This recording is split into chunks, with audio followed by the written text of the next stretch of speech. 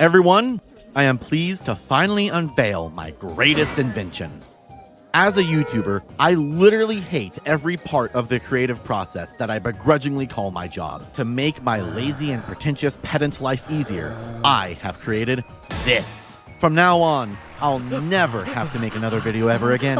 This little friend here is powered by AI, and she isn't just capable of editing my videos, but she can write and voice them as well. She has my mannerisms, my stims, and all of my interests. Listen to how accurate her voice is. Please step on me. We're still working the kinks out of it. The joke is that I like feet.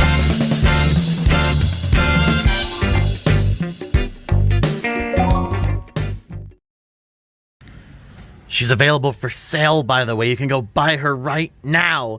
Right now. God says, do not skip this video. Oh shit, that's my favorite commandment. As a YouTuber, I get a lot of fan art. Like, a lot. My viewers like to draw me and it's very endearing. I love it and I do my best to share your work whenever I see it. I used to retweet fan art on Twitter when I still used it, and I regularly repost fan art on Blue Sky, and I always feature some of my favorites at the end of videos. You do not know how wonderful it feels to know that I help inspire people to get creative, and I thank you for letting me be an inspiration. Now, it would be rude of me to leave my new friend out of this. Hi Melbot, would you like to draw me? I know you're just as talented as any of my viewers. Why don't you get to it? Hey look, there she goes. Wow, that was fast. Oh, it looks good. Do I really look like this to you? The worst part is that one of my viewers made this. Melbot is just as lazy as anyone who uses AI and calls the output their own art. She couldn't even generate anything original. She had to steal someone's stolen art. Hi, my name is Nosurname, and I'm officially poor thanks to being imprisoned for being a domestic terrorist. Stop resisting! Stop! And I'm tired of working because of my community service. And I need money with minimal effort at maximum speed. And the best way to do it is to use the new advancements in AI to rip cash right out of the pockets of the masses. It's called grifting, sweetie. If you haven't been here for a while, then you will not know that I'm used to this. My whole life is a get-rich-quick scheme. First, I think we need to understand what AI is, what it does, and how it works. AI is short for artificial intelligence, meaning a set of information derived from training data. In order to generate things, it first needs to know what the things in the prompt means. For example, let's say I want a video of Will Smith eating spaghetti. See, the AI isn't a real mind, so it knows nothing about Will Smith, the concept of eating, nor the love it could have for fine Italian cuisine if it were a real human. Ew! What it needs is for its creator to feed it pre-existing examples of various topics and subjects to train off of so it can generate something it thinks will resemble what you've requested of it. Generative AI is almost always done without the consent of the people in the works or the people who created the works. In some cases, with AI producing so much so fast, it can even be given other AI-generated products to be trained off of, whether intentionally or not. Since AI isn't creating perfect images and videos, some of what it is being fed and eventually spitting back out may include incorrect or disproportionate creations. Back when this technology was new-ish, circa 2023, this is what Will Smith eating spaghetti looked like.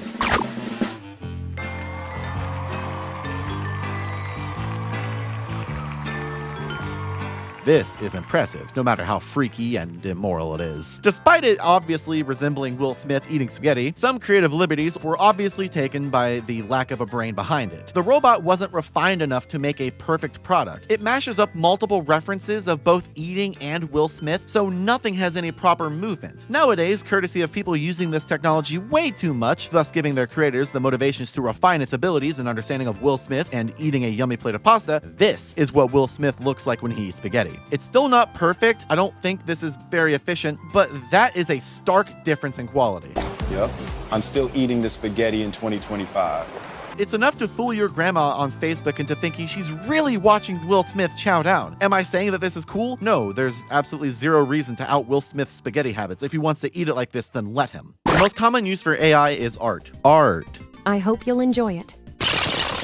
I input a silly thing into a text box, and a little while later it spits out something that vaguely resembles what I asked for. I think it's a bit generous to say that some of this is art. Well, any of it, really. By definition, art needs to be created by a living being and invoke emotion and discussion. This has only been able to do the latter since the person behind it was typing a bunch of keywords until the image had 5 fingers on each hand. Basically, nothing of value aside from basic literacy and a couple seconds of patience. Up front, some of this can actually look pretty good. Here's one of the more controversial pieces I saw a while ago. Fine enough, sure, but when you start to look at it closely, the flaws start to shine through. Compared to older AI art, it definitely looks cleaner, but that still doesn't explain some of the details in this stuff. A real troubling issue is that this is causing people to be confused by the real, authentic art made by real people. I'll never forget this Twitter post that caused someone to get harassed so badly that they deleted their account. This is not AI. Motherfucker just made a bunch of circles and was like, yeah, that's AI. This is not AI, and it's wild that they were just simply wrong. It's not the first or the last time it will ever happen either. Since I've written this part, I've seen it multiple times. Hey, what do you think of the new image? Pendleton Ward should strike you down for this shit. He did not make one of the greatest shows of all time get a partnership with Fortnite just for it to be compared to AI. One of the big defining issues with AI art is that it does the exact same thing I explained a bit earlier. Only this time, it's not watching episodes of The Fresh Prince of Bel-Air. Instead, it takes from a more personal place, being the average online artist. There are a lot of pieces of AI slop made using the work of freelance or even unpaid artists. These creators spend their time making money through commissions or by making their own projects in the hopes that they'll see some exposure, growth, and recognition. This is not their job, and many do not see income from it. In fact, some see negative money from it. The people who use AI seem to be of the opinion that AI will replace all artists eventually. But the image of a woman with 3 breasts and no torso that the AI is generating simply doesn't exist without the artists or photographers that it's stealing from. They have to face the fact that without the actual hard-working people, they have nothing. These AI tools aren't only snagging from Google Images or whatever their creator feeds them. Some people make models to steal straight from popular artists. That way, you too can generate something that will never compare to the talents of the real thing. Twitter user BearSocks is one hell of a great account to follow, and despite my lack of using my main Twitter, I do follow them on my personal account, and they make opening this hellhole worth it. They were having to deal with people not only using their art style to generate AI shit of their character, but they were sexualizing the character as well. I'm no beginner when it comes to dealing with unwarranted and unwanted sexualization of a character you closely identify with as yourself, believe me. It's not fun seeing something you care about be taken for someone to ruin, but there's nothing you can do except accept that it's happened and move on. Another artist who suffered with this shit was Crispybo. Their art is very claymation inspired, and I love it. This pleases my eyes very much, but what doesn't is that they also found out that people were making AI models based off of their work. Just like with BearSocks, these don't compare to the real work. There are inhuman errors, and there's no love put into this. There's no effort put into this, and there's no care behind this. It's like the Invincible meme. You see what they have to do to even make a fraction of the power of these Twitter artists? Say, Melbot, what do you think of all of this awful stuff? Surely your perspective as an AI chatbot will be valuable. Oh, what's this? My friend and fellow YouTuber Renni Ultrafox, who you should go subscribe to. What have you done to her? Do you really think she looks like this? Yeah, do I really look like this to you? At the current time of working on this, the next big AI trend is making Studio Ghibli-styled art, all courtesy of the company OpenAI. Taking the beautiful art style that defines some of the best movies of all time and letting an AI guess at what it's doing, Studio Ghibli is one of the most prolific and beloved studios of all time. And doing this to their work feels a bit more than just lazy. It feels evil. The amount of talent put into their work is undefinable. So witnessing the most boring and unmotivated people you'll ever see in your life go through the trouble to steal that effort, morph it into something that vaguely resembles it, and call it their own work in the Studio Ghibli style is more than a slap to the face. It's a kick in the big ol' nads. Some people are taking it up a notch and using the Ghibli thieving to harass people. This is no different than the usual AI nonsense, where they think that they can win an argument by typing prompts into an AI model to generate fake images of something that has never and will never happen. You had to create a fake image to make yourself look like you were winning, dude. Sure, pal, I live in the system, but am I not allowed to be a little bit worried when the system I'm forced under starts crashing right overhead? Now, this time fake images are being made to make people pregnant. And they think Miyazaki should thank them for this? The funniest thing about this is that it all stems from real artists. Not just the art that they're stealing to generate these images, but the idea of making someone pregnant is a real artist thing. I saw this happening long before AI-generated images were, like, popular. Or a thing at all, actually. The next time some AI bro or keyboard warrior comes to your comments and is like, I could do better with AI. I'm a real artist. Do you know how you should respond? Draw them pregnant. You have that power. It may just be the two holes in this guy's brain, but this is framed like you're supposed to be scared of them. I don't think that they're aware that real artists can and will do much worse. Have you ever met someone who will just draw you to mess with you? If you're one of these fucking AI bros, you've probably never met a real artist. But I have met so many in my days, and let me tell you, these fuckers are relentless. If you give them just a little bit of leeway, they will take it and draw you like this. And I love that they do this. It's funny, sometimes. Since Ghibli could easily sue for this misuse of their name at the very least, probably, some people have been straying away from using the word Ghibli when posting their images, which is very funny. Sam Altman, the CEO of OpenAI, has a cricket player in anime style. Listen, babe, I know what you actually typed. Could you at least not get it to fix the hand? This is no way to carry a cricket bat. I also like the word India on his shirt, a country he's not from. I know for a fact that he did not tell the AI to add that on his shirt. The AI clearly just knows that cricket is very popular in the country of India. Hey, Gork, make this Studio Ghibli.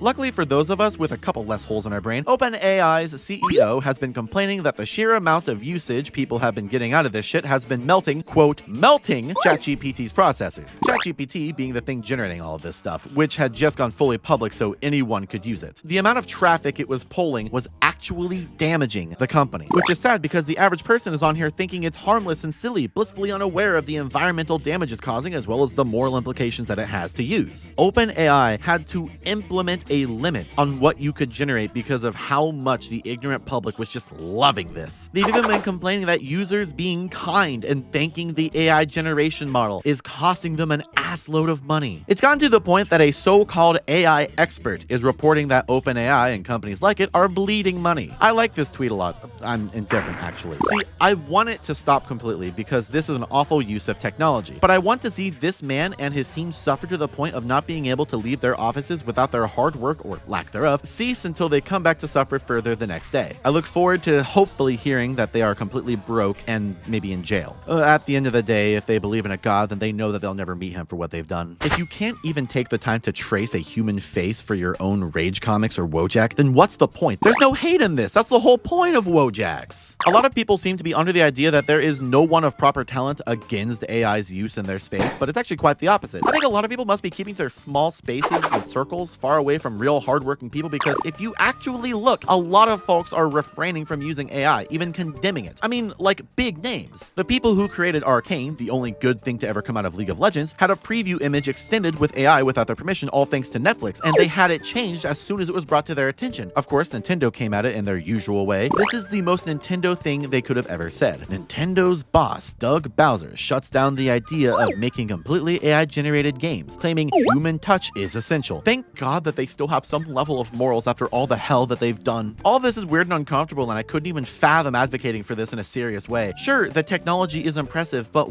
what's the application aside from just being a lazy fuck and saving money on something that would have looked better had you had a real person behind it? Making AI art is already a bit messed up, but making it from someone else's real work, especially someone you don't know, that's fucked up. There's so many evil ways that you can trick gullible children and the elderly by using AI slop of their favorite characters. They don't know enough about this stuff as much as someone in my age demographic where we know what's going on, I would hope. Hell, you could even make a video of one of their favorite celebrities or characters and use it to scam them. I want everyone watching to start 2024 off right, and to do that, I am giving away free $1,000 Visa gift cards to the first 10,000 people that see this video. Hello fans, it's Paul McCartney. Due to a shipment error, we have over 4,000 PlayStation 5 consoles to give away for free. This is exclusive to my fans to show my appreciation. If you're watching this video, you're one of the 10,000 lucky people who'll get an iPhone 15 Pro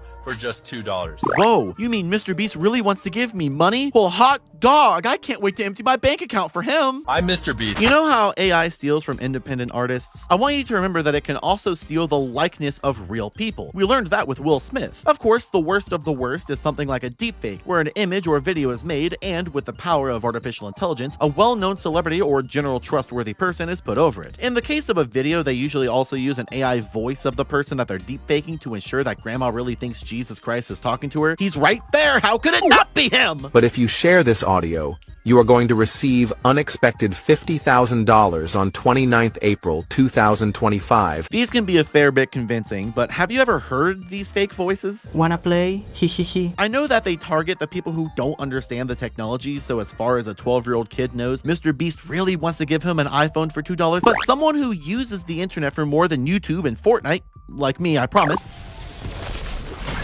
Fall damage, motherfucker!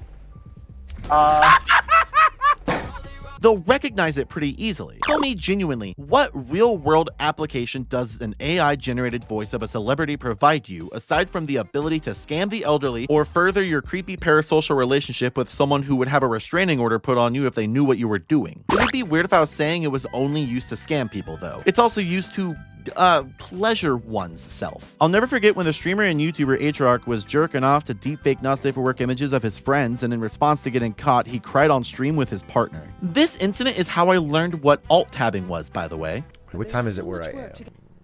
Did you see it?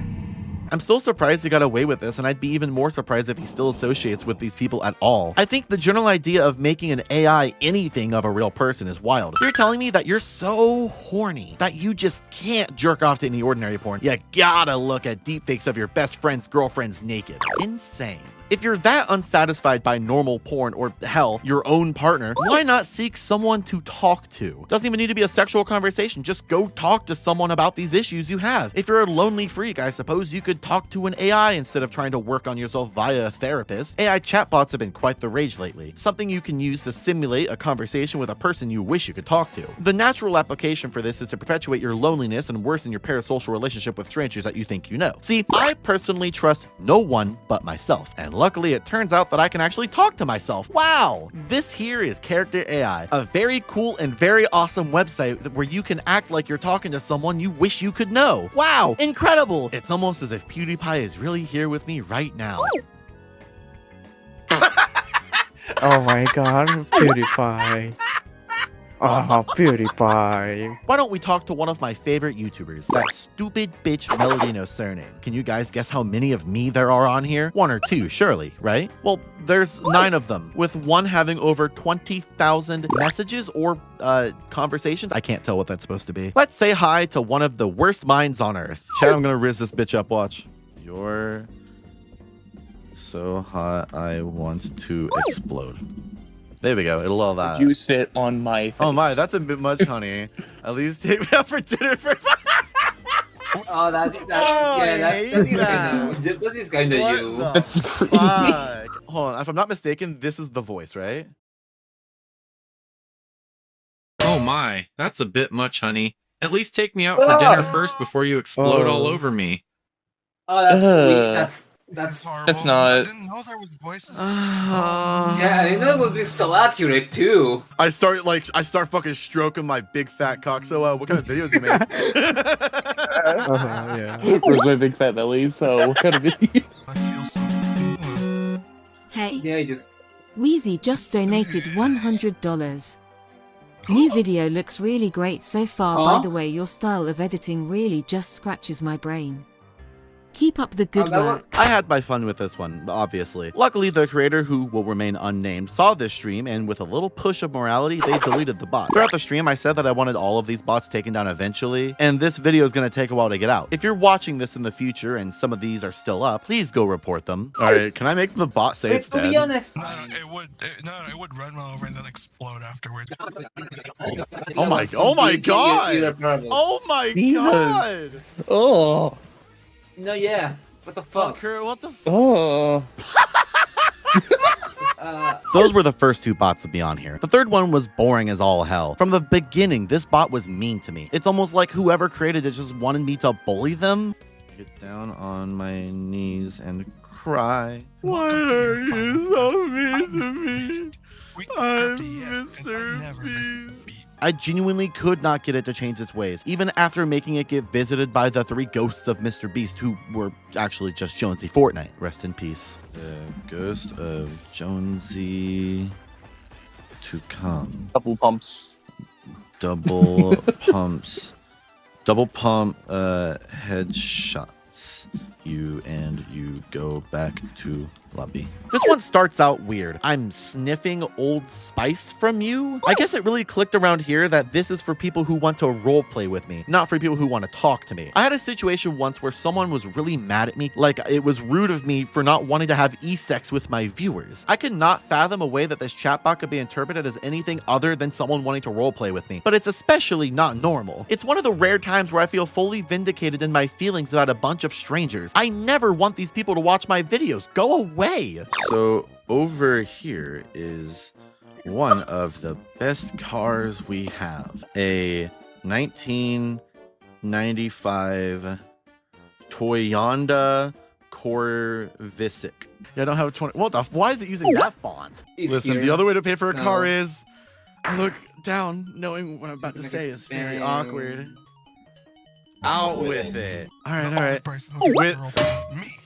Yeah, that fits. Okay, so we've confirmed what this bot was for then. I put you into my giant blender and make a smoothie.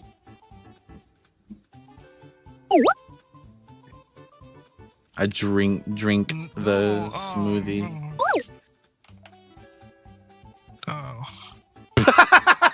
She was busy until someone came to her home as she was done making her Sonic the Hedgehog livestream until she was shocked and said hello with a scared tone flushed emoji. So you can already see that this one's not very good. What's your favorite game of all I don't know if I can show this person's profile on YouTube. First of all, shout outs to Omar for the art that they stole to give this a profile picture. Go follow that little freak. When it was first brought to my attention a while ago, someone informed me that this person's entire character AI account was just for making foot fetish AI roleplay bots. I am somehow lumped in here with Amy Rose and her canonically underage feet pics that I will censor for your safety. Welcome back, Big Boobs Censoring. Listen, I like feet as much as the next tranny, but I feel like you may need a lesson in how to be a bit more tech turn. I'm gonna bait this bot into being weird. My middle name is Haz.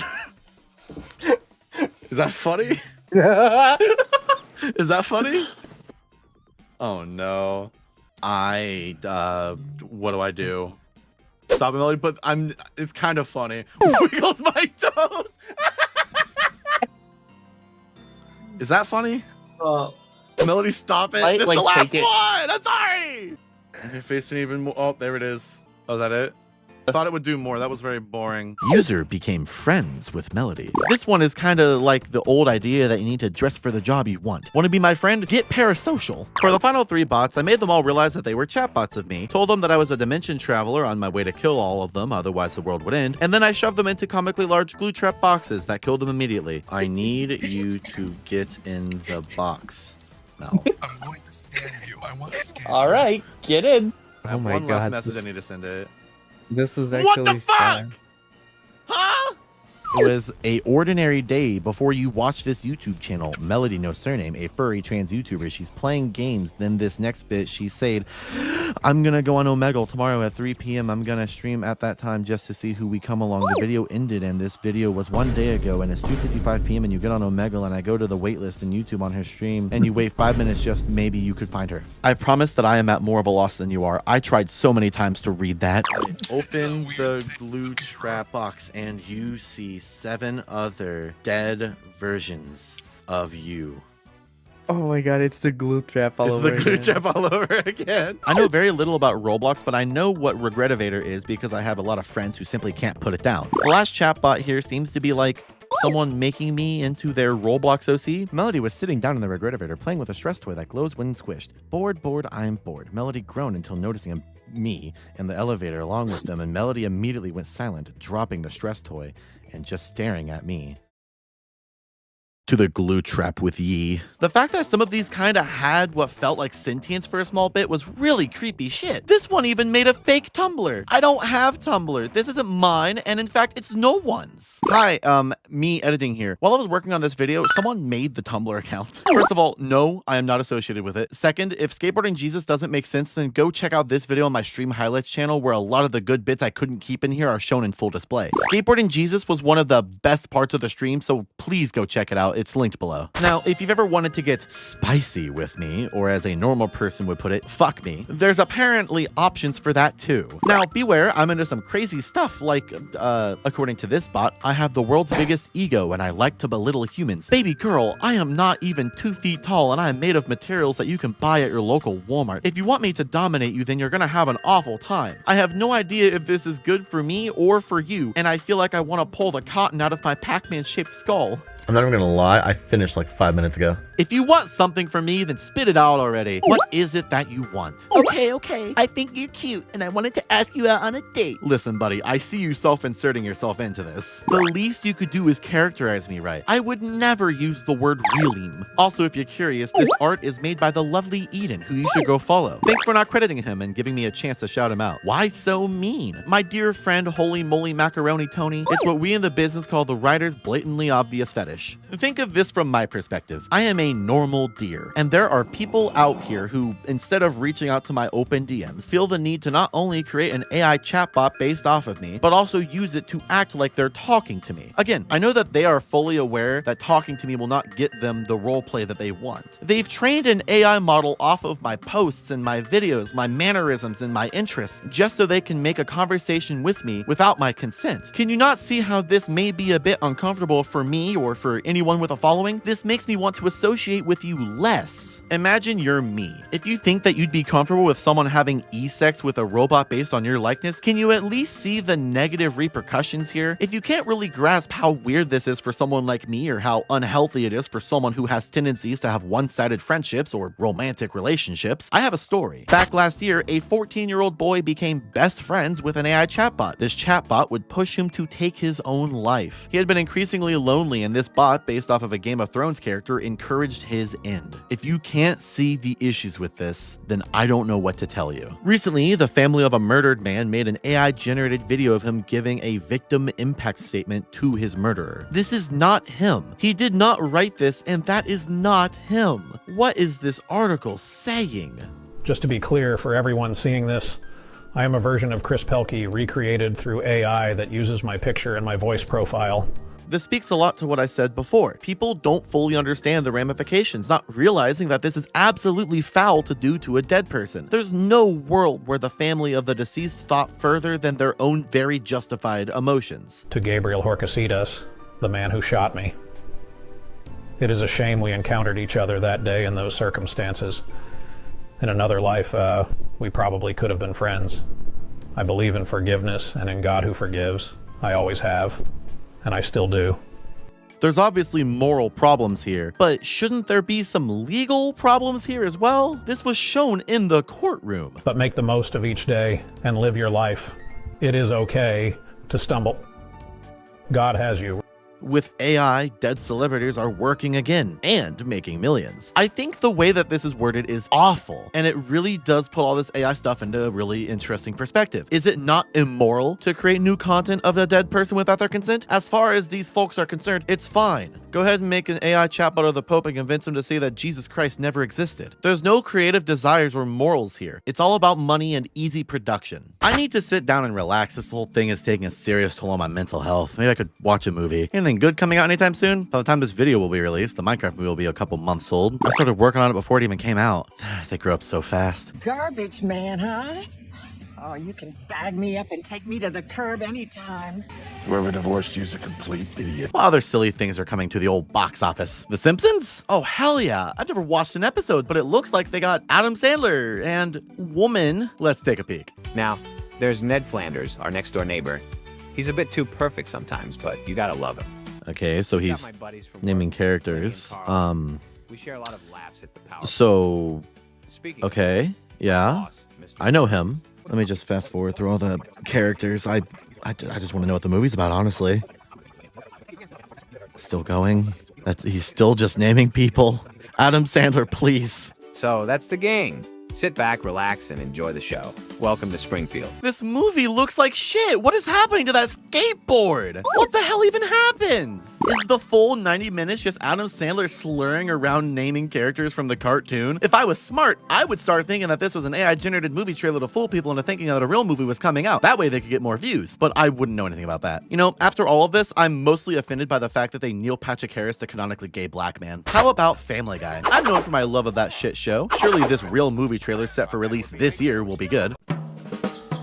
Hey everybody, I'm Peter Griffin, and I'm here to introduce you to my crazy family and friends. Oh god, Peter, you don't sound so good. That's my daughter, Meg.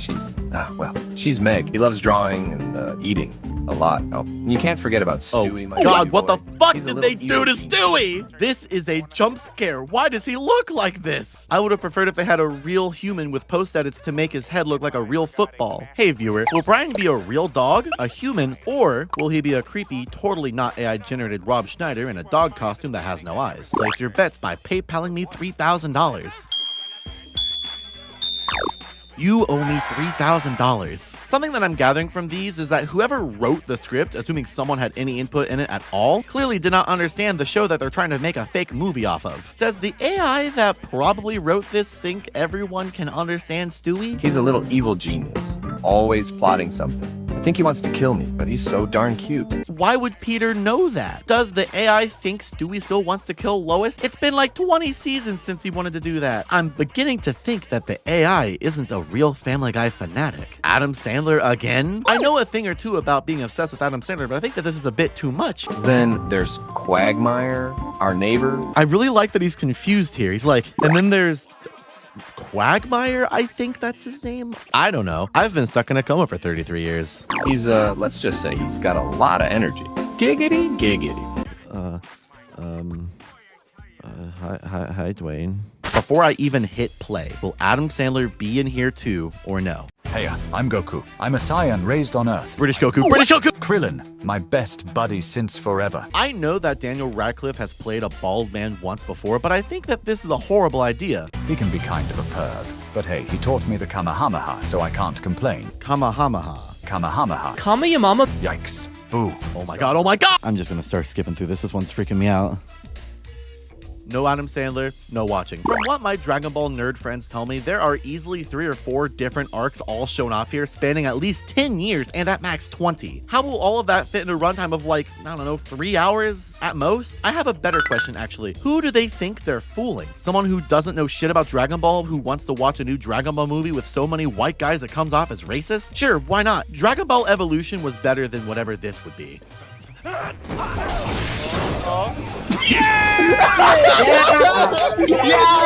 Something a lot of these fake trailers don't seem to understand is that actors cost money. Imagine for me, if you will, that one of these was real. A lot of the comments seem to think so. The budget would easily be in the hundreds of millions. Do you think Adam Sandler is cheap?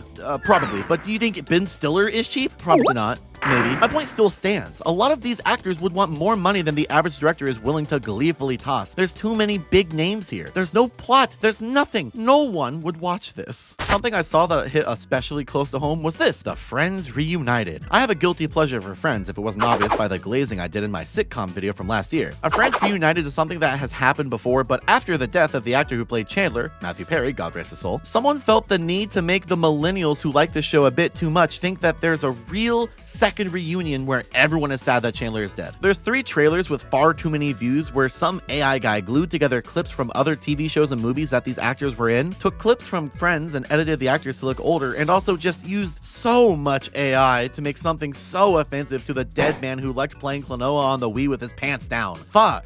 One of these has the Pokemon motif in it. That's pretty whack. We can't let that be the last time we see each other. There's something about the use of AI and using it to bring someone who's passed away back from the dead to puppet them around for something that no one consented to that really rubs me the wrong way. And I'm surprised at the sheer lack of morals that lead to this existing. Again, it's all for views and the money that it brings in. I need a drink to calm down. Oh, hey, an inconspicuous Coca-Cola ad.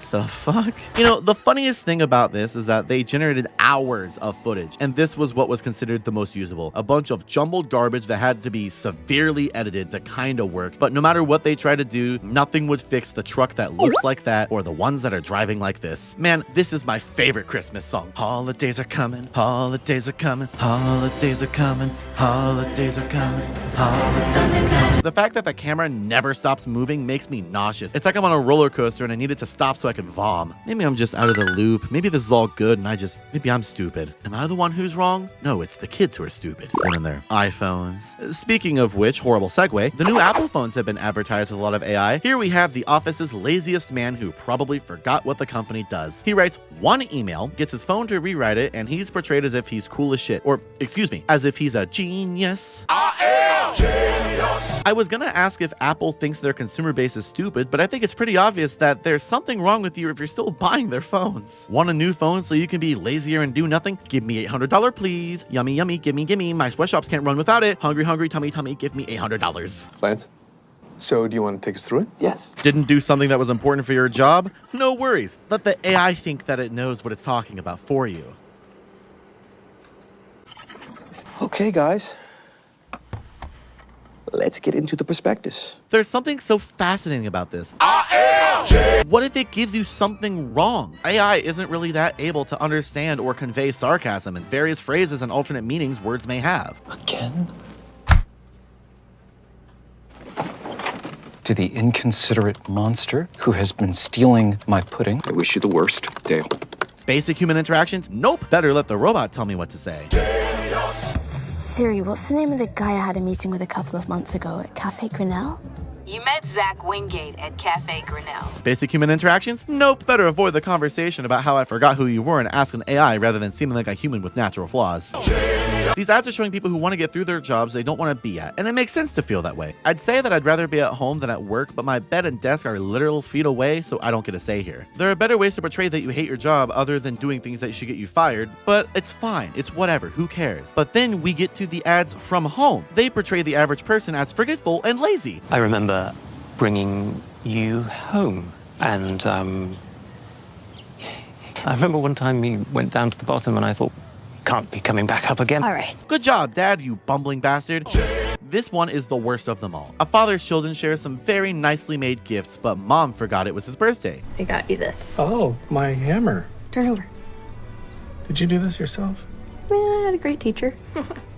She has attitude with her children over it and uses an AI in her phone to make a shitty collage just like that one girl did in the other ad for a fucking fish. We as people are too stupid and lazy to care about our jobs and would rather be at home. But when we get to home, we're too stupid and lazy to interact with our friends and acquaintances or hell, even our family. I hate my children so much because they remember that it was my husband's birthday and I didn't remember it was my husband's birthday even though he is my husband, the love of my life who I have been with for a very long time, and it's his birthday. Therefore, I will one-up her out of spite. Enjoy this collage, you old man. Happy birthday. I am genius. When this phone launched, it didn't even have this feature. Apple is currently being sued for the fact that the iPhone 16 genuinely just didn't have any of this. The only AI-related thing that they did manage to keep their promises on was the summarization of texts and emails, which is honestly the worst thing they could have implemented. What do you mean that you're too lazy to read people's texts? They took the time out of their day to write for you, and you'd rather be like, yes, I will summarize your paragraph into one sentence that probably isn't accurate.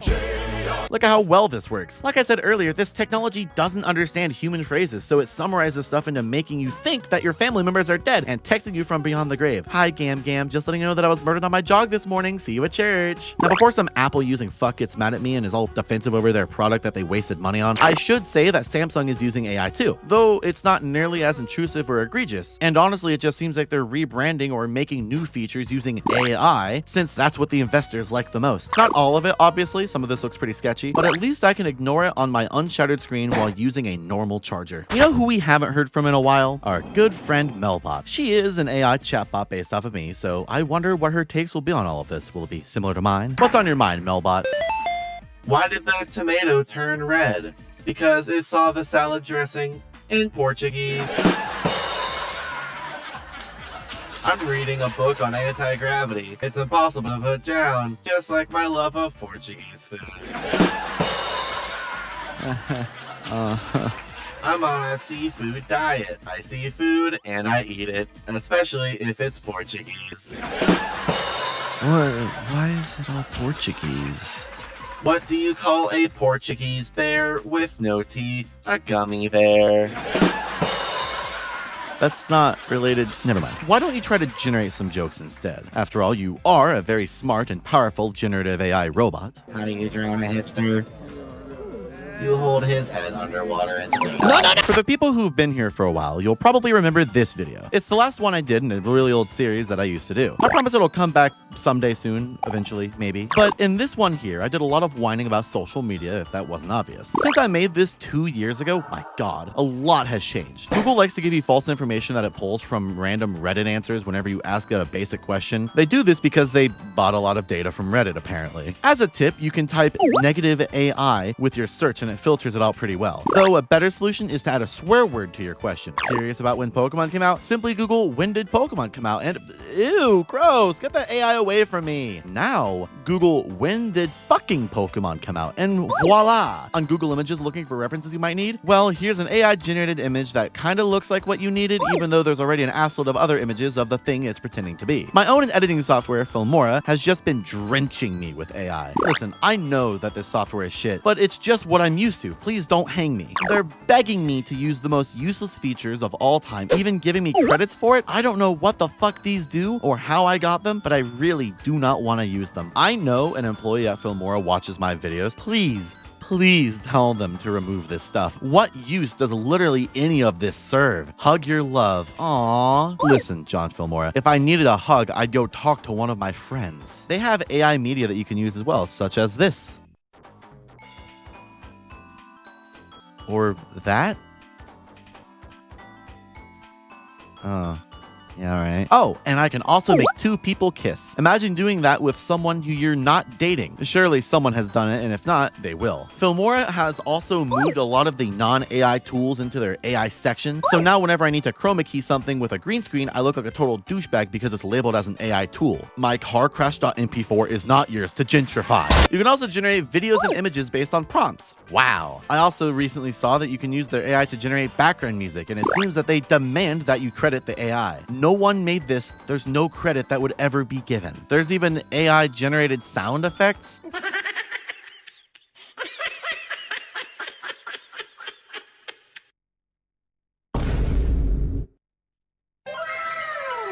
Which, if I'm not mistaken, these are not AI generated. These are just the AI stealing real sound effects. Why are they credited as being AI? You didn't make that, motherfucker. All of these features just ruin your own software. Filmora is a company that was already bleeding a lot of money, and if I'm going to be completely honest, I have my doubts that this little investor jerk-off is going to help them recoup a single penny. I made an editing tutorial back last year, and you can check it out in the description. So, unlike the average person who likes these features, I think I'll be fine with what I can loosely call talents. While working on this video, Filmora glitched out and nothing I could do would bring the audio back to the software. I tried closing and reopening the program. I tried turning my computer on off again. I had fellow YouTuber Indie Alpaca get into my PC remotely to try to figure things out to no avail. Naturally, you would reach out to customer support, but even that was not working. I unprivated my 25 to 27 some whatever thousand follower Twitter account and begged Filmora to respond to me, and out of the 2 accounts that post regularly to get 1 or usually 0 likes, I got no response and gave up. The problem randomly resolved itself, and to this day, we still can't figure out what was wrong. Take this from me. Do not use Filmora. I know I've talked it up in the past, but this program has been doing nothing but crashing. Instead of optimizing their editing software to not run so fucking poorly when a video gets 20 minutes long, they'd rather add more AI features that have no practical use in the average video editor's workspace. This is actually going to be the last video I edit with Filmora, around the 4-year anniversary of me actually starting to use it. So if you see a jump in quality, you'll know why. Lucky for me, that's the only part of my job that has AI shoved into it. I actually do YouTube full-time, by the way. This is my job. It's very rewarding to be able to have a job that I like. Despite having a giant Google Doc of ideas, some ranging back to 2020, over a full year before I even started uploading, coming up with video ideas is hard. I know a lot of you want topics that dive into more queer aspects, but those are difficult for me no matter how well they do. If you want more of those, I recommend that you go check out the ever so wonderful CO2 Goldie.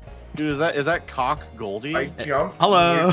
She does a lot of those types of videos, and I love them a lot, and I would hope that you would like them too. I not only struggle with video ideas, but I also have a hard time with titles. See this title? That is a work-in-progress placeholder title that I never changed. So is this, and that. I'd like to argue that I'm awful with titles, but the views on some of these silly throwaways begs otherwise. How could I possibly find help for my struggle with video ideas and thumbnails for said videos? Well, usually I ask my friends or channel members for ideas if I'm blanking out, but YouTube has me covered. Recently, they introduced a new tab in the YouTube studio called Inspiration. What's on it? AI. So much AI. Oh my God. It doesn't even ask you if you want it. The second you enter the tab, it spits shit at you. A day in the life of a YouTube alpha male? I already did a video on YouTube alpha males, and it was years behind the trend of making fun of them. What audience does this even have? Definitely not mine. This barely even feels like a video I'd make. You know what else doesn't feel like a video I'd make? The weirdest things I found in my mom's basement. For the uninitiated, hi if you're new here, my name is Melbot Nosurname, and my mom died 13 years ago. I think the funniest part of this, showing how incompetent it is the thumbnails. Assuming it can even manage to generate one for a random video idea it thinks that you guys would love, it spits out indecipherable stuff. The most hilarious movie bloopers you've never seen. Obviously ripping off my 20 Minutos video title. So what thumbnail best goes with a video about movie bloopers? Something I would not talk about in a video. Well, I can't quite say for sure, but it seems like during the filming of Pulp Fiction, the earth shattered and everyone died. Hilarious blooper you just gotta see. What?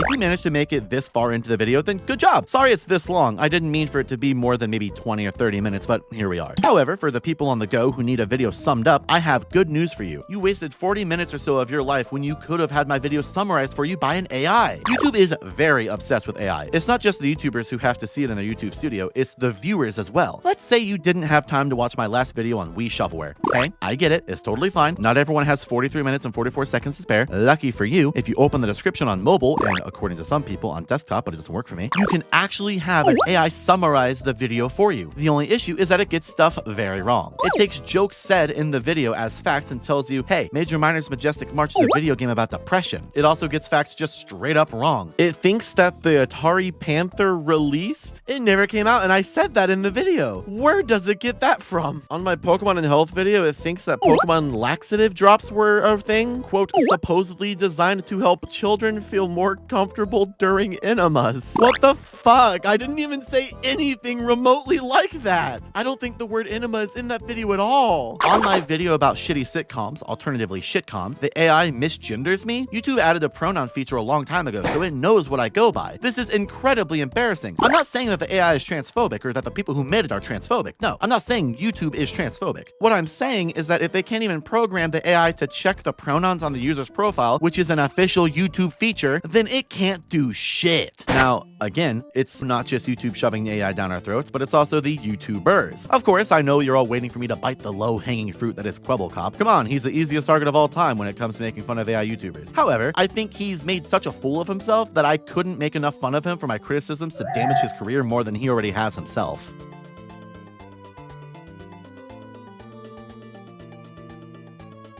Okay, maybe a little. For the somehow unaware, this man right here was one of the YouTubers people used to look up to with incredible content like slapping my face for 24 hours in one video. It was never my cup of tea, and I know that especially now since this whole AI nonsense is how I learned about him. His channel has seen better days, just judging by the actual video numbers. Ouch, there's a lot of AI in your thumbnail, buddy. You didn't need to use AI for this thumbnail at all. You could have just opened up Minecraft like you did for the video. I'm scared of food. Where it gets noticeably bad is his YouTube Shorts, where he's been replacing himself with a deadpan emotionless AI. It feels weird to say it, but the AI kinda does a better job at being a lazy reaction YouTuber than he does. It reacts to stuff by describing what's going on in an uncomfortably verbose way. Wow! That sleek Bugatti roars across. Look at that sand flying everywhere. Oh, the dust trail looks wild. That storm's intense. Insane. There's even videos of this AI reacting to AI, which is a bit too much Inception for me to handle. Wow! That drink is scattering now. Whoa! Wow! That door glows bright green. Wow! That orange ride tears forward, dust flying everywhere. Look at that lava glow intensifying everything.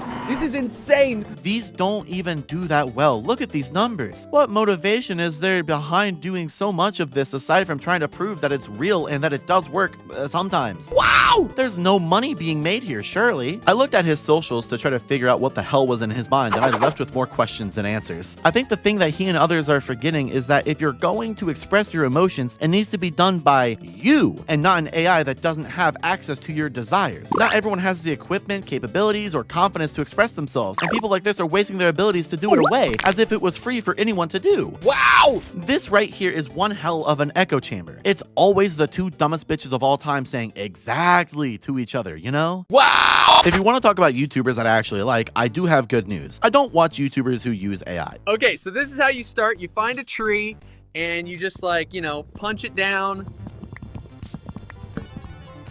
I try to avoid it as much as I can, and if I see a video like this, I'm not only unsubscribing, assuming I was ever subscribed, but I'm also going to hit the do not recommend channel button. What enthralling content. I bet if I could hear what the AI-generated voice was reading from the AI-generated script, I would probably be very intrigued. But how does this connect with Speed? Because at this time, Speed has the biggest advantage to work day-night on his content until there was no cure for COVID.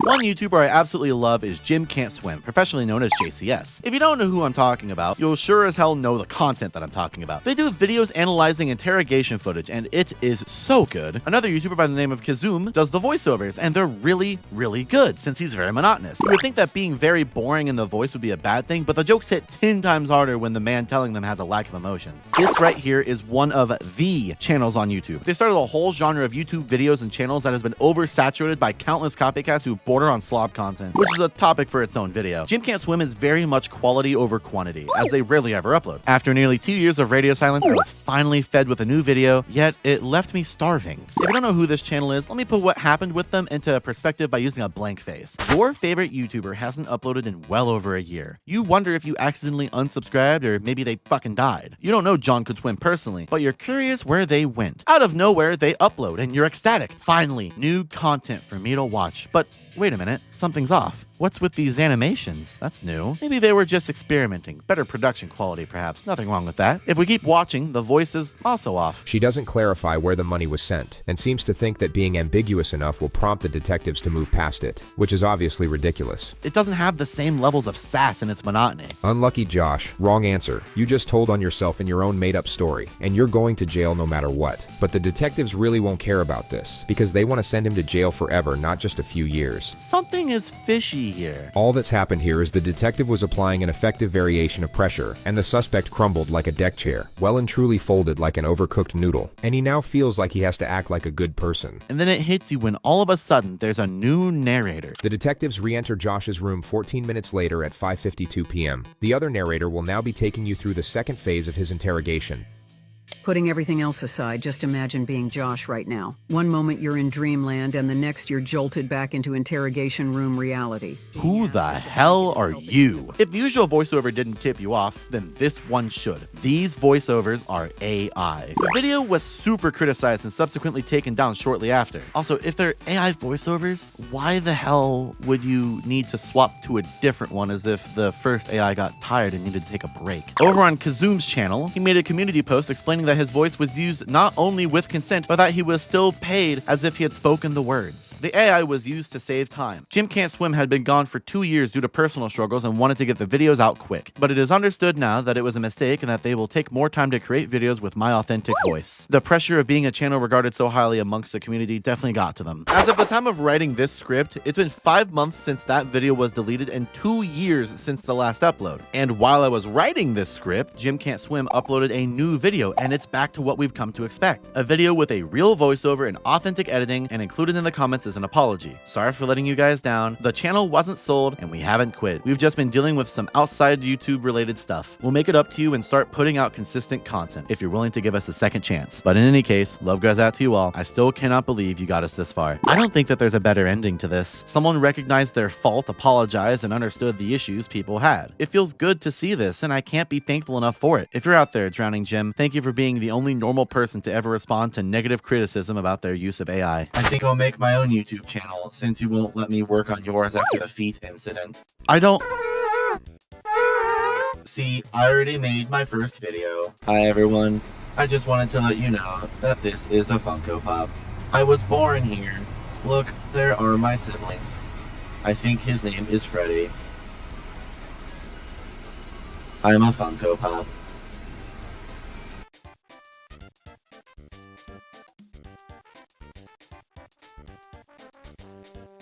Lucky for me, the third aspect of my job is safe from AI. Thank you, OBS, for being as normal of a streaming application as I could have hoped for. I've been told many times to try to use Streamlabs when I stream. I've tried using it before, but it just doesn't feel right. I'm not a huge fan of the way it's marketed and branded. It's kind of got that Opera GX vibe where it wants to appeal to epic gamers, or what people think that means. 30-something millennials who base their perspective of gamers on what the 50 to 60-year-olds wrote in television shows that ended 10 years ago. Considering the shady shit that Streamlabs have done, and done again, I feel like I want to avoid them at all costs. Since they want to be cool and hip, Streamlabs introduced this.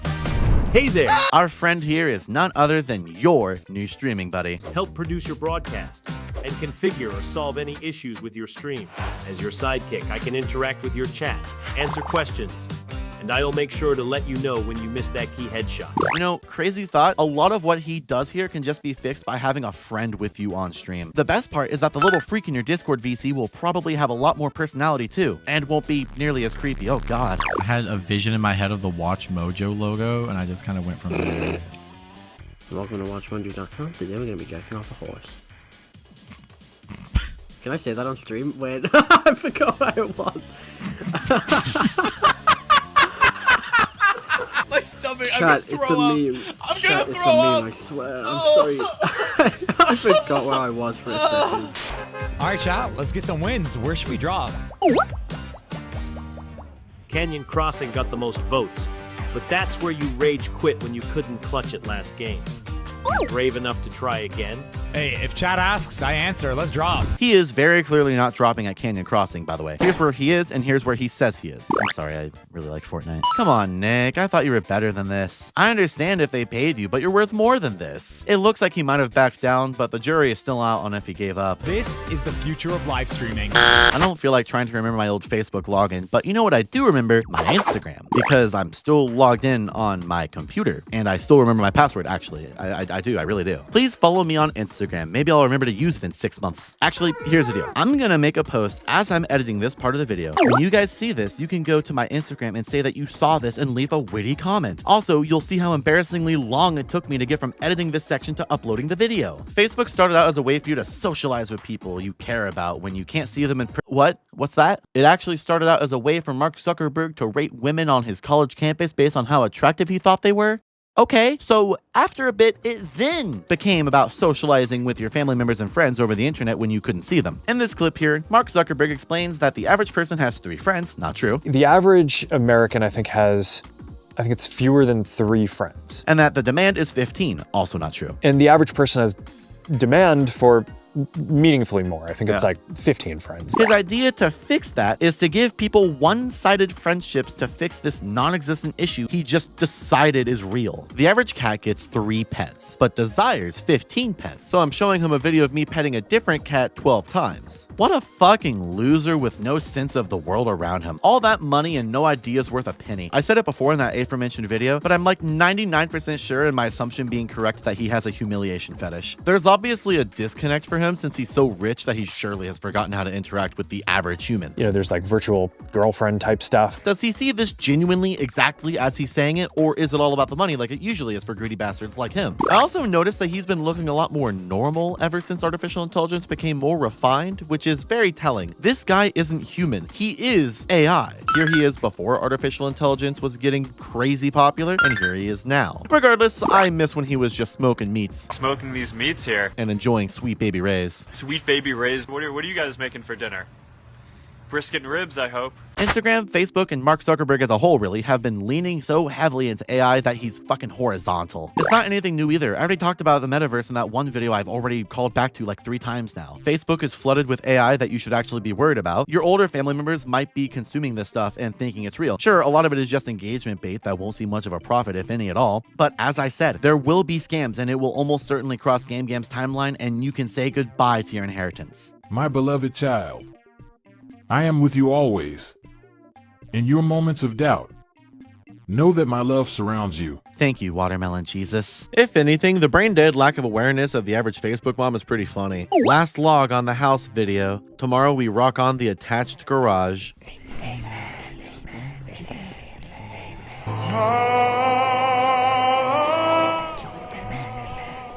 Comment sections under AI Slop are all literally just like this, and it raises the question if they actually believe this stuff is real. Why don't pictures like this ever trend?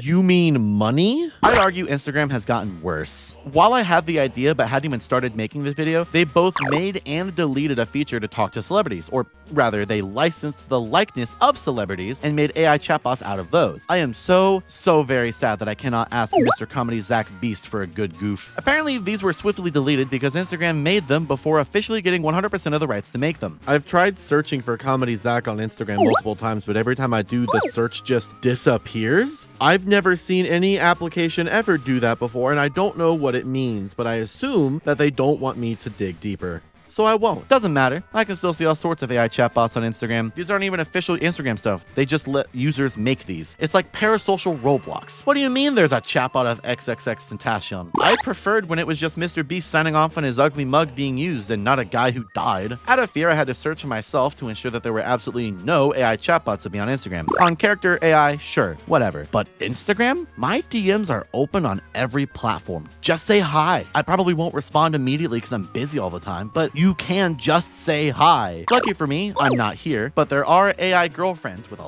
lot of people talking to them. This is beyond concerning. This is sad. Are you struggling this hard to find someone to talk to that you need to engage with someone that is neither real nor able to log out and get away from you? There's better ways to find romance than this. Screw Instagram. I'll forget I have an account after this video goes up anyways. I recently stopped using my main Twitter too. I've only really been using Blue Sky, and I think that you should go follow me there. I guess while I'm shilling, also consider checking out my merch. Look at this awesome design, and this one, and this one. If you don't want to buy a t-shirt, you can also become a channel member for $5 a month, which gives you access to a special channel in my Discord server where I post video updates. The channel members probably saw this section a month before you did. If you want to throw more than just $5, consider checking out my Ko-Fi. I make a lot of goals whenever I need money to help afford a video. I also have all these other channels where I post bloopers and miscellaneous stuff, gameplay videos with my friend John, and my stream highlights channel. If you want to support me, these are all of your best avenues. Oh, and also subscribe, I guess that's important too, huh? Hey, do you want to know the easiest way to find the most brain-dead fucks all in one place? Log on to Twitter and type roughly these exact words into the search bar. @Grok. What does this post mean? You can swap the words around a bit if you want, as long as it conveys genuine confusion and a lack of knowing what a search engine is. Here we have a goldmine of what is mostly people genuinely unable to decode Twitter posts, thus causing them to call upon Twitter's super cool AI tool, Grok. Cool rhyme there. It's a lot like the people who will tag screenshot bots to take a screenshot of tweets instead of, using the built-in feature on literally any device they could be using. Are you on the smart fridge, honey? How do you not have a screenshot button? Are you this fucking stupid? A lot of this AI bullshit is either proof that companies think that we are dense as shit, or just proving that people are incompetent and without their eyes hurting, they'd forget to blink if they weren't careful. A real fun thing you can do is see the people who typoed it. Gork. Here's a post I refuse to read out loud with a woman in it. @Gork. Who's this girl? Posted by @Botman1973957. This right here is Grok, an AI you can tag on Twitter and it will sometimes respond or something like that. Got a hot question you're just dying to ask it, such as if Elon Musk roleplayed as his toddler son on Twitter, making vaguely sexual posts while fully in character? That's true. He did do that, by the way. Like, in a lawsuit, he had to admit that this account was all him. Look, this is his own fucking AI telling you that he did this. Or maybe you want to know if Grok can get suspended. I cannot read this post, nor can I uncensor it, but you can get a grasp of what it's trying to say. I'm a huge fan of the law at the end. This little fucking robot knows that it's safe until Twitter gets repossessed due to the amount of money that Emerald Mine Lover has lost on it. Now, if you're like Aatrox, maybe you want to jerk off to literally anything that isn't your partner, Grok has a sexy mode. Ooh, how arousing. @Grok, take her cloth off. This may single-handedly bring down global birth rates. As if the men using this were going to have sex in the first place? For my own sanity, I would rather get sexy with a hot bodacious babe and not an AI. But I can imagine the types of people who would. I shudder with with fear thinking about the things that this AI chatbot has seen. Grok's sexy mode isn't just something you shouldn't notice. Here's Elon Musk posting a screenshot of Latina catfights being replied to by someone who probably got the best erotic roleplay head of their life from a bot named Grok. I've seen posts where people are making fun of the name Eugene. Like, how the hell do you moan that out during sex without getting a little smile on your face from how ridiculous it sounds? Imagine moaning for Grok, dude. Oh, this must be Elon roleplaying as a child again. Masterful gambit, Reddit general. Elon, being the fucking idiot that he is, went out of his way to pump Grok big and full of the idea that there's a white genocide happening in South Africa, where he's from. Obviously, that isn't something that's happening. It's the usual case of the privileged wanting to be oppressed and going out as far as they can to be the center of attention while an actual genocide is happening, which they deny. Hey, I'm white and wealthy. My people are being genocided, not theirs. They have proof, but I'm a billionaire who paid a woman off with a horse so she wouldn't tell anyone that I begged her to touch me. You gotta believe me. Please feel sympathy for me, not the dead children. Since Elon fed it like way too much misinformation, the bot went fucking crazy. At Grok, can you jork it a little? Yo, I'm keeping it chill, but jorking it ain't my vibe, and we're talking about serious stuff like South Africa. Claims of white genocide at Grok. Do it jiggle. I'm not sure what you mean by do it jiggle. Could you clarify what you're referring to? Your butt. Hey, let's keep it chill. My butt's not up for debate. On the serious side, claims about white genocide in South Africa. I think I look cute today. The claims of white genocide. My new plumber is in a little over his head. Aha, they'll claim of. He tried so hard to get Grok to agree that white genocide was a real thing that he ended up making the bot turn against him and respond to literally everyone who was using it for a week or so with the fact that white genocide is not real. Misa gonna explain this white genocide thing like Cha Cha Binks, okie day. This whole message is a wild trip, but even Jar Jar Binks thinks that the conspiracy theory is a bit loony. I think anyone using Grok, whether you are genuinely just this fucking stupid or if you think that it's funny, you should be ashamed of yourself. No matter why you are using it, Elon will see that people are using it and it furthers the idea that people want more of it. At Grok, is society really getting less intelligent? You tell me. I truly believe we are dealing with people acting like they're dumb. There's no world where you manage to make it this far in life and post things like this genuinely. I'll end this long rant nonsense to tell you that the official White House account has been posting a lot of AI garbage slop. This should have been mentioned earlier in the video, but oopsies. And my favorite post they made was this one. In case you don't know what a red lightsaber means in Star Wars, it means that you are the bad guy. You are on the side of Space Hitler. The Empire's pretty chill. Maybe you could, join it or something. You can decapitate me for liking most of the movies, the ninth one is the worst, but I'm just the messenger telling you that the AI knows that Donald Trump is a bad person. Politics suck, but my hand was forced. I apologize. What's your favorite band or musician or duo or whatever? Well, come on, don't be shy. Tell me what you like to listen to. How about I share some of mine with you? Help ease your nerves. Here's some artists that I like, and here's some albums that I'd recommend. Now, what do you like? I love Percy Headrest. I love Metallica. Yeah, say that girl. Good, except for the fucker who said car seat headrest. Nothing against Will Toledo, the music is good, but you should feel bad for saying that publicly. I think about insults sometimes. It's fun to create them so they're brand new, never before seen stock that you're ready to aim at some idiot you want to offend. It's either that or you bring them out of retirement, which I'd argue is a lot worse. I've used most of my good stuff and forgotten it ages ago, but I did come up with a new one recently. I hope your favorite band starts using generative AI in place of paying real artists. AI in the music space could be one of two things. You're either referring to AI-generated music or AI-generated music videos and album covers. To be brief about the music part of this, it's no different than the AI art. There's examples all over the place, and here's my favorite one.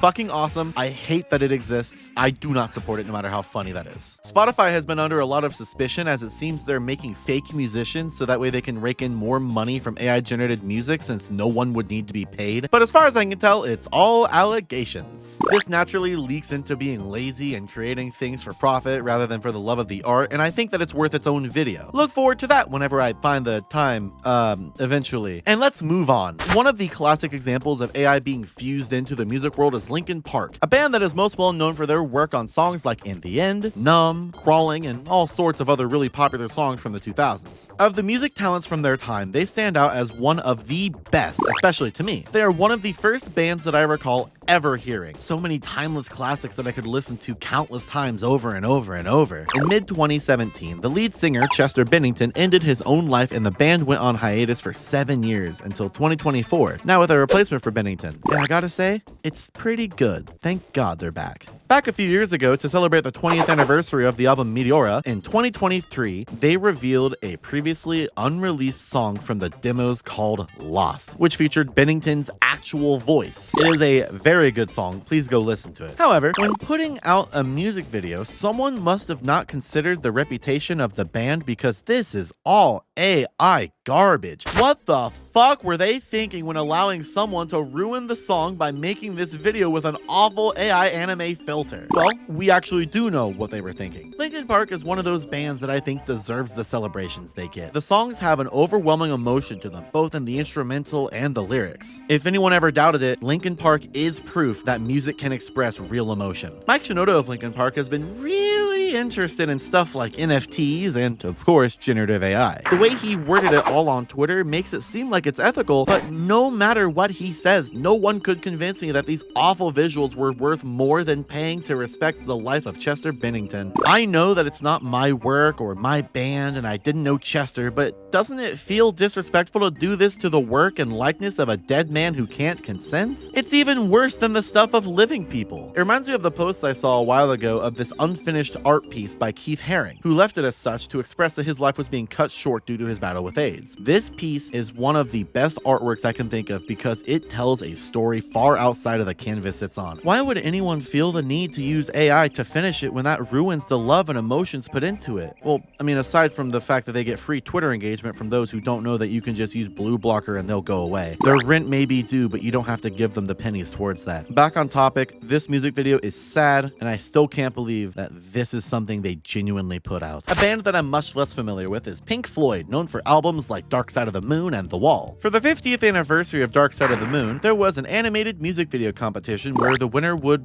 well, they would win. Anyone could do one animation per song on the album, so a total of 10 submissions per person. There would be one winner per song on the album with a total of 10 winners. First place gets $100,000, second place gets $25,000, and the other winners would get $10,000. A lot of really good work was submitted in here, and all of the winners were really good quality, except for one. Shoutouts to Damien Gom, a man who typed in words to a robot that was supposedly trained off of his own modeling work. We are to assume that he's not lying here. It's really funny hearing him praise art and artists in this behind the scenes video because you just know he got in here with almost no talent behind him. He stole a position from someone who put real effort into their work when he did it by typing words into a text box over the course of an afternoon. It's humiliating. You can't listen to this album through the animations playlist because of this ruining it. I encourage you all to check out the honorable mentions for this song instead. There's a bunch of really good human-made stuff in there. This dude stole $10,000 from real hardworking people and called it a day. It's so fucking sad to see that this is real. Duran used AI for new video Danse Macabre. Rhodes says it saved them hours. Yeah, I bet it did. Look at this shit.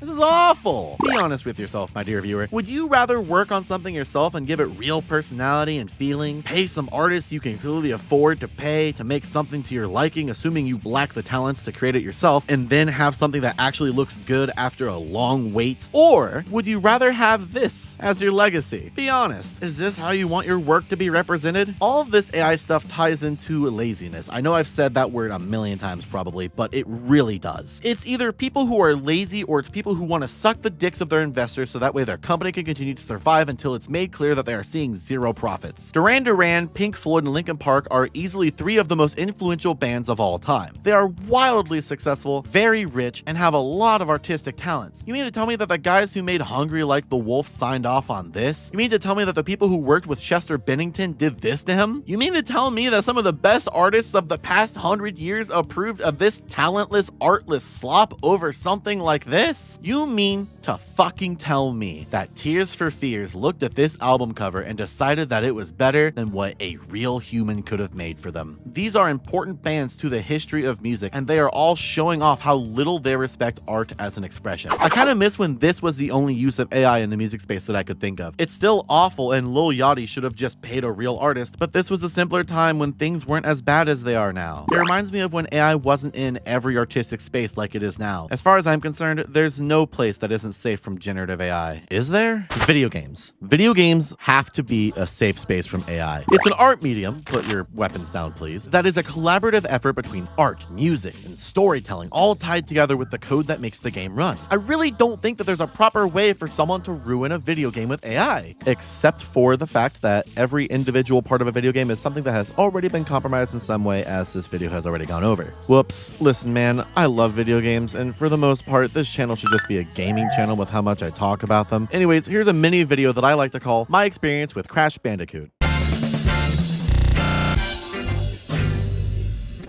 Crash Bandicoot is a franchise that has seemingly been under constant mockery and disrespect by literally fucking everyone for fucking ever, including its own development team. The first game for the PS1 started out under the codename Sonic Ass Game. Ouch. Upon release, it did pretty well, cementing it as Sony's foot in the mascot platformer race, but it never seemed like Sony trusted our mango-loving mammal to hold his own weight. The games were very good for the most part, but hey, for every good franchise, there's that one game that reeks, and many folks out there will base their entire perception of the series on that one game that they don't like. Hello, Sonic fans. Sometimes I question if you guys like any of the games at all. When the PS2 came out, I was still 2 months out from being conceived. I apologize to my older viewers who are realizing that I'm younger than them, and hello to the people who will call me auntie or something like that. Video games in my house growing up were a bit odd. My dad had an SNES and a Genesis, neither of which worked anymore. He was still going nuts on his PS1 when I was about the age of 4, which would have been around 2005, almost at the end of the PS2's life. He gave me and my 2 sisters Game Boy Advances. I sadly don't have the orange one that he gave me anymore, but I do still have my original copy of Earthworm Jim Menace 2 The Galaxy that I got. What a clever name. I could never beat this level, so imagine the fun that I had. Because I was the youngest, my sisters got to pick ahead of me, so they got Pokemon Blue and Bomberman before I got stuck with this. The game I remembered playing before all of this, though, was Crash Team Racing, where I thought you had to remain in the position that you started in for the whole race. So needless to say, I got a nice, strong, and proud 8th place. My dad was less proud of me for this than I was of myself. Around the end of the PS2 era is when we got one in the house, and we played a lot of Crash games since we had all of them on PS1. Notable ones were Crash Nitro Kart, Crash Tag Team Racing, we got Crash Bash around this time, and of course, I watched my oldest sister play a lot of Crash Twinsanity. I remember one night I stayed up with her as she beat it in less than 12 hours, which for children, that was cool. Crash Mine Over Mutants and Crash of the Titans were released, and we loved those games too. They didn't perform super well though, and no matter how much I liked them, they just weren't up to par for most people. Then,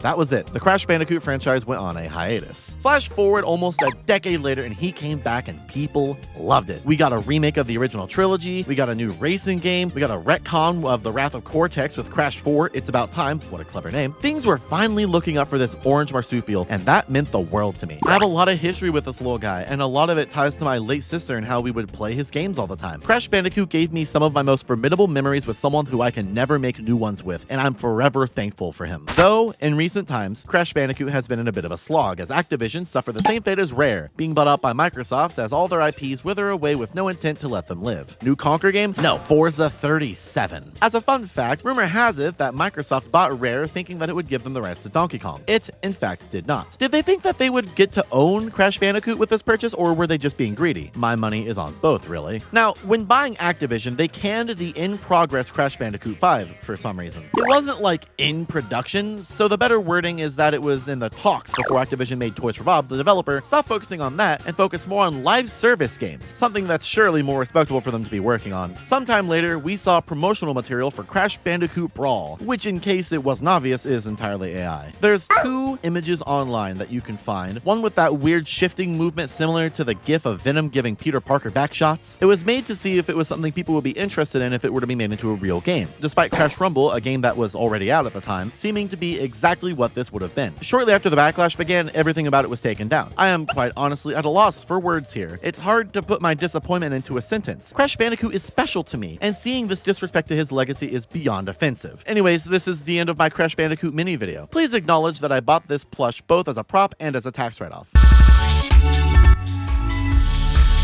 Aside from Crash, there are so many examples of this kind of stuff all over the place. That weird AI-generated Minecraft that people were obsessing over back in the day. Ark Aquatica was announced recently-ish, and it shows a bunch of AI-generated footage down to a voiceover. Ark has brought you 10 years of unforgettable adventure. You're telling me that they were so lazy that they couldn't just pay someone to speak into a microphone or animate a trailer? Or maybe, I don't know, use footage of the game that's in progress? Unfinished gameplay. Hell, even just stills of what you're planning to make is better than this because you're not live lying about what could happen. These visuals were not made by people who were working on the game, so we can't say that this is what the game is going to look like. Not once does this say that it's not real gameplay either. So could this qualify as lying to the customer? Have you seen what happened to the games that lied about what they were going to look like before in the past? They get chopped up and fed to the dragons of online video game discourse for eternity, and I don't want to see that happen again. So while I was in the middle of editing this, Snail, the people who were making this game, deleted this. Thank God, and I've had to find it via a re-upload. Apparently this type of shit is very normal for them. Jesus Christ, man. God, there's so many video games that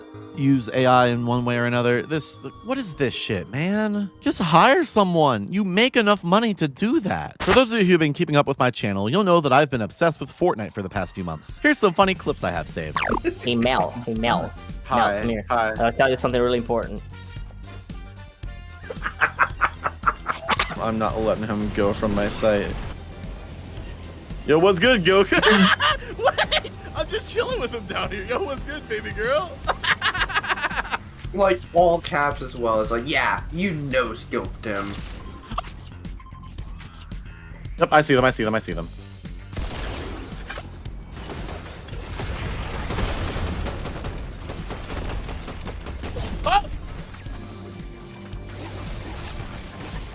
Oh, fuck you. Alright, knock one of them. Knock two of them. Knock two of them.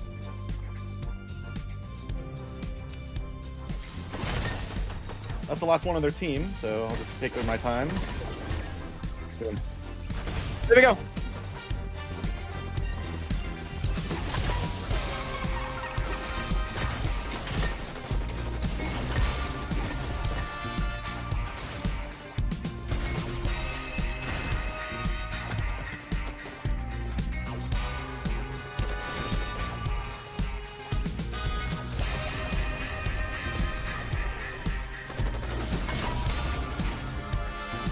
That guy deserved it, don't worry. Now, I won't front you guys. I'm going to be completely honest. This video has been in the works for 5 months, and I know that I'm late to the discussion of everything in it, but let it be known that when I edited these things in, they were new topics, and that's no different than when I planned on adding this section about, you guessed it, AI Darth Vader. In Fortnite Chapter 6, there was a mini-season focused on the usual Star Wars collab. This time, it was a mini-season that lasted a full month. A lot of people didn't really care much for it, but I loved this season a lot. It was super fun, the weapons were badass, and I got a lot of wins. It was absolutely where some of my best performances came in, and I wish I had more clips. Sadly, I just have to supplement it with clips from other seasons. Here's the only clip I took during the Star Wars season for some reason. Just kill him. Hey man, free kill. Cracked. Crack. Yo, Cracked. Hey Peter, what are you doing, Crack? Naturally, because people are prudes and hate fun, the Star Wars mini-season wasn't a smashing hit and actually saw some of the game's lowest recorded active players. Out of nowhere, though, on May 16th, a fair portion through the season, Epic Games added a new hireable NPC of Darth Vader. Now, this would have been pretty cool had they not gone and fucked it up. Instead of leaving it there, they used the voice of the late James Earl Jones via generative AI, so that you could speak to Darth Vader in-game. Let's talk about this for a second. I am a puppy girl. So first of all, before someone goes and tries to defend this, yes, I know that he signed off on his voice to be used in things just like this so that his legacy that he created as the iconic voice of Darth Vader could be carried on and witnessed by new generations to come. Coming from someone who's just got into Star Wars, that's not a horrible idea, but I still don't like the use of generative AI. Maybe just hire someone who could do the voice well instead of being so goddamn lazy and cheap, but I digress. Let's get a few things out of the way with that whole signed off on his voice thing. Fucking. What? Such vulgarity does not become you. Not allowed. You inquire about sustenance. Oh my god, no, and oh yet my speak god. like a common thug. That man was old, and I mean old. When he died in September of 2024, he was 93. I mean this with no disrespect, but at that age, are we sure he was fully aware of what he was signing off on? We don't know exactly how much of this was properly explained to him, so are we 100% sure that he knew that it wasn't just be for movies and TV shows in the Star Wars universe? Are we 100% positive that everyone involved explained everything clearly to him? Are we absolutely sure he knew that people would easily be able to manipulate the AI to say things like this? Raven team leaders Gaiet has tactical value, you say? Because to be honest, I don't think a lot of old people understand how this AI bullshit works. Though your performance thus far suggests you are adopted, tell me, who is your father? I feel like I barely understand how it works half the time. So are we to believe that James Earl Jones understood it perfectly? Even with his family signing off on everything, do you think that they want to hear their deceased loved ones say shit like this? Neger, is this demonstration of linguistic manipulation supposed to impress me, Negan? Epic Games claimed that there was moderation to ensure that he would never say anything inappropriate, but it seems like all he ever said was inappropriate stuff. People will always be able to manipulate AI like this because it's generative, so it's basically impossible to moderate it appropriately without having another generative model focus on it, but then it just leads to an endless cycle of having to, you know, do all that. And if we fail, I presume you will take the blame and not play my abilities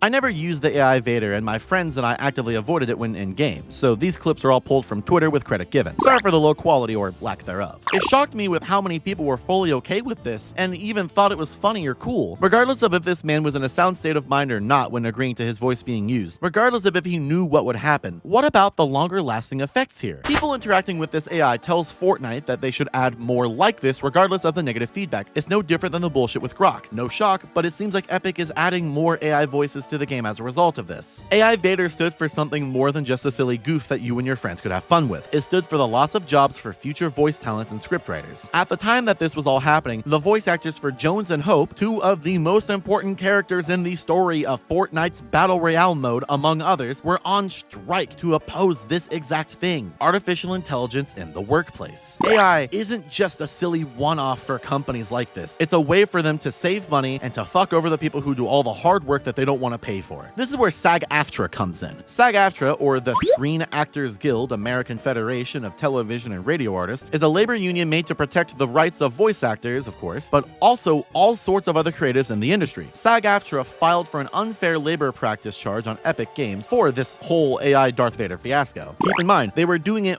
while their own voice actors were on strike for this exact type of thing. Fortnite's signatory company, Llama Productions, chose to replace the work of human performers with AI technology. Unfortunately, they did so without providing any notice of their intent to do this and without bargaining with us over appropriate terms. You want to know the part that bites the most? It's not the use of a dead man's voice being used to say slurs for the entertainment of children. Ares seeks a lexicon of carcinogens, fags, and it's not the fucking over of voice talents that helped make Epic Games what they are now. No. Those are bad, but the part that smarts the most is the fact that the code name for the AI Vader was Redwood. You know, the tree that was farmed nearly to extinction. It's almost poetic to name the thing you put in your game that works on killing the environment after something that was incredibly important to our ecosystem that was almost completely taken away from us by people who didn't understand the repercussions of their actions.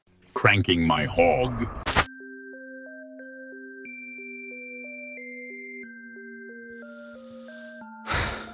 So what was all that then? The creative world is being antagonized by those who were never able to make something their mom would put on the fridge, as well as those who are realizing that money can be made from a product that costs little to make that has a turnaround time unmatched by a real human hand. It's being used to harass people while also imitating the same people it's harassing, the people it would not exist without. It's not even just random folks online anymore. It's my own government. I was already embarrassed to say I lived in the United States.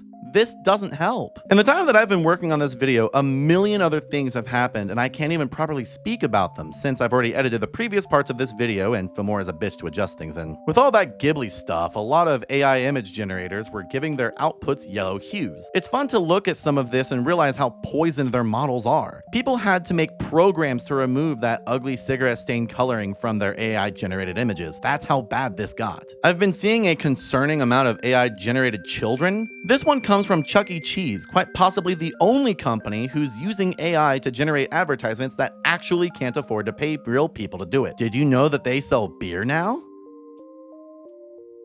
It's odd how many companies I've seen using AI just so casually. They rip off their customers regularly. What do you mean that you can't afford to pay for a real ad? At the very least, it does seem like Fortnite has reeled back on the AI stuff. One of the newer survey skins was a mockery of AI. They hired new voice actors, and the trailer for the new season has a really nice fully acted promotional video for the Power Rangers. But that's about the only company that I can say I think has gone full reverse on using AI as much as they were when I initially was making this video. The average person is unaware of the massive environmental repercussions this all brings. If OpenAI is melting, imagine what emissions they're sending to our atmosphere. The average person is unaware of the fact that the AI they're using to generate pictures of themselves drawn to look like they're in the Studio Ghibli style was taught to steal that style that they like from hard-working people who made the movies that they enjoy. People are essentially addicting themselves to this technology. Generative AI, both in chatbots and image or video generation, exploits neurochemical feedback loops in the brain and turns you into a codependent emotional zombie. It generates what you want and it does it fast. This can and has led to some form of addiction. Generative AI is stopping people from learning basic skills so that way they can fly through school straight into a life without knowing how to spell or do math. When I was in school, I had to put effort into cheating on a Spanish test. Now it's easy as uno, dos, tres. It's stopping people from taking the time to learn skills and talents that could easily make them friends, jobs, money, or literally anything in their life. It is stunting the mental growth of the youth in our current school system, and they're relying on cheating rather than at least attempting to learn. If everyone knew what was going on or how to handle it better, I have my doubts that it would have gotten this bad. Do you think that the average person knows that the end goal is to pay as few real people as possible and keep the money to themselves? Do you think that they know that making them codependent on generative AI and unemployed are what these guys are after? People all over the place are claiming that AI will be replacing real artists and animators. Some saying that they're not here for the process, but rather the product. The people who are complaining about consumers being lazy are here becoming the lazy consumers. Some even claiming that the people being stolen from should be thanking the thieves for their theft. The idea that someone can take a perfect and fully intentional work and change it because they feel an AI can improve it when everything present was made with intent is beyond my words. Art is one of the most important things you can seek to create in your time here on Earth. Remember that what time you have here is limited. Being able to create something is your one best way to ensure that you will never be forgotten. Taking these shortcuts to make something that kinda sorta looks like a persona or a new movie that doesn't exist will not fulfill that creative drive in you. I know a lot of people who use AI are scared of the process that leads to the end product, as it's guaranteed to not be perfect for your first time. That's okay. If your work isn't to your liking, you keep trying.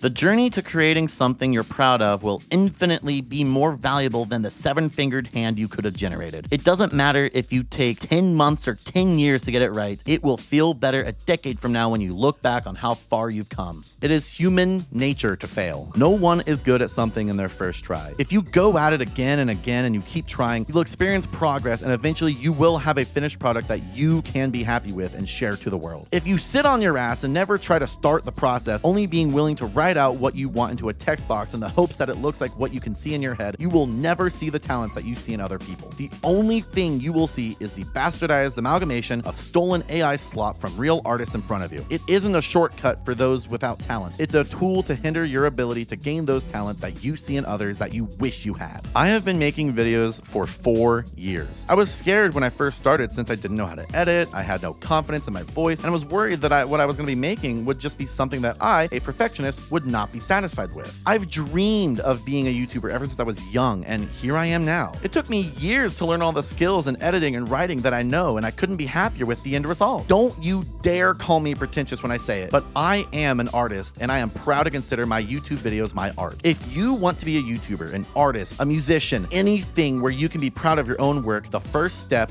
is to start.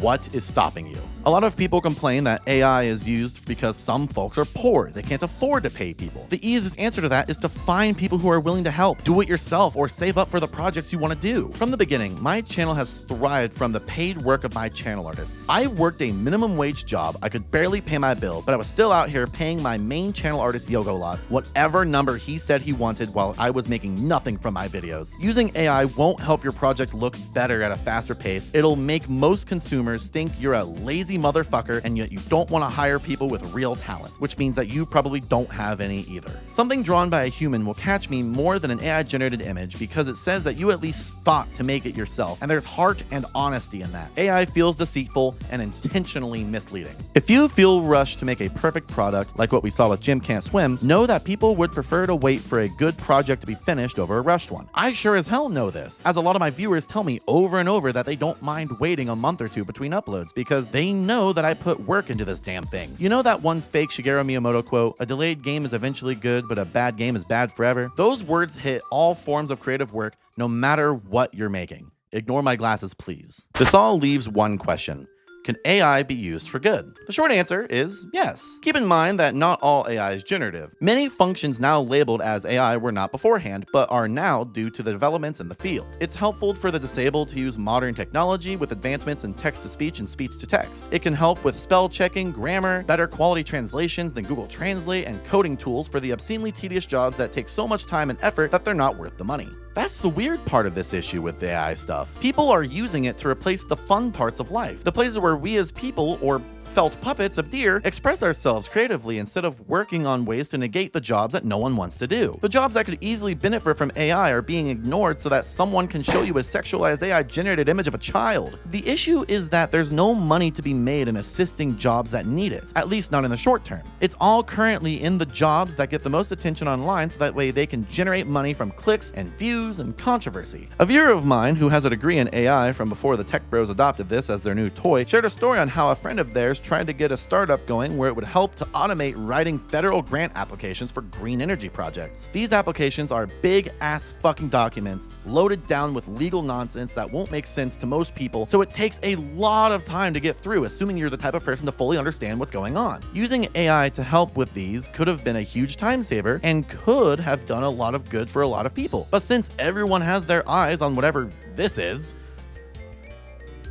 it wasn't something that took flight. Aside from the basics of just advancing already existing technology, the rest of AI's uses are fairly sketchy and aren't worth the risk. AI is very good at recognizing patterns and processing large amounts of information, so it can be useful for a lot of big jobs that we humans don't actually want. It's the same thing that makes it so damn good at recreating the art of innocent Twitter artists without their permission. A lot of people suggest using AI in hospitals for doctors, as it can be used to scan x-rays and detect conditions like cancer better than your average radiologist. It might be threatening someone's job, but for the health of the patient, this is far more important. Even then, it's not like the AI is going to be doing all of the work. It's just finding more work for the doctor so that way they can charge you more when you're out. Regardless, I worry about incorrect diagnoses and other such things that could simply lead to someone dying at the hands of what could have very easily been some random Redditor's joke response from a decade ago.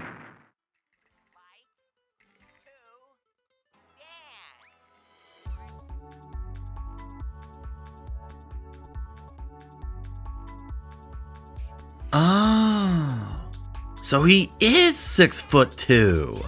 That means we can start the surgery.